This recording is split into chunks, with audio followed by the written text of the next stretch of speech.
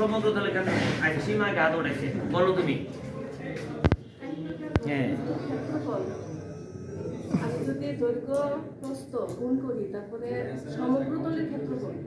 দুইটা দৈর্ঘ্য দুইটা প্রস্থ দুইটা উচ্চ না দুইটা দৈর্ঘ্য দুইটা প্রস্থ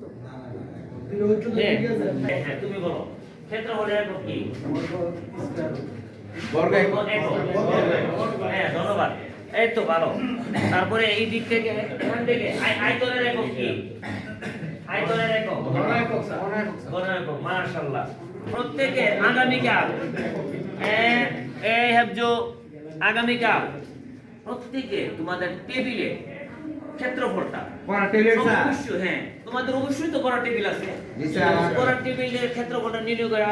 নিয়ে আসবে এবং প্রত্যেকের সম্ভবত বুক সেলফ আছে নাকি এক একটা সেলফে একটা শুধু একটা সেলফে একটা অংশে মানে দৈর্ঘ্য প্রস্থ উচ্চতা মেপে নিয়ে আসবে এবং গণিতের আয়তনটা মাপলে বোঝা যাবে এখানে কয়টা গণিত বই ধরবে এখানে তোমার কয়টা গণিত বই ধরবে হ্যাঁ নিয়ে আসো ফাইন ফাইন তোমার করে ড্রাম নিয়ে মাপা নিয়ে আসবা তাহলে আগামীকাল সবাই আমাকে পড়ার টেবিল অথবা আলমারি অথবা বোর্ডের ফ্লোর অথবা ও সেলফ স্যার আমার একটা শাড়ি আছে স্যার শাড়ির মধ্যে আমার পরি এর শাড়ি লই মাপ পারবা স্যার কোনটা স্যার কোন চেরে মাপ পারবা